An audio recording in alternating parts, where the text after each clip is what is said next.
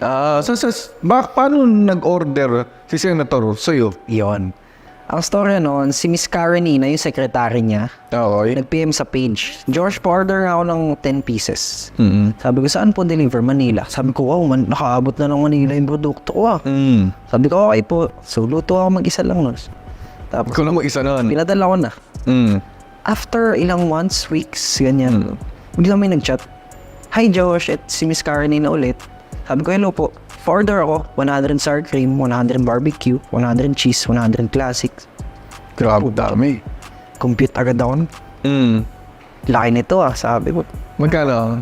Around 20,000. Mm. Laki na nun, sobra. Laki nito ah, paano ko gagawin to lahat?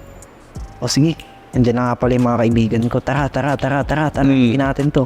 Mm. Hanggang sa doon na, dire-diretso, luto. Hanggang sa napadala ko. Happy naman sila. Happy sila sobra. Tapos nag-tweet si Senator Ping.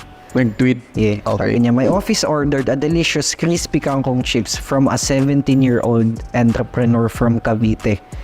His inspiration is his lolo who passed away last June. Sabi niya, I don't know him but I'm so proud of him. So nag-viral yung tweet na yun kasi nga parang that time negosyante tapos 17 years old. Nabigla din na may human interest siya sa buong social media na para nagulat sila.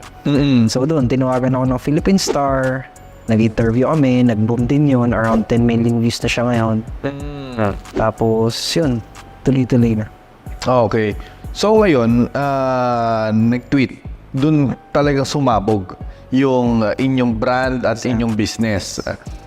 And then, na-interview ko ng mga ilang mga traditional na mga media. Yes. Tama.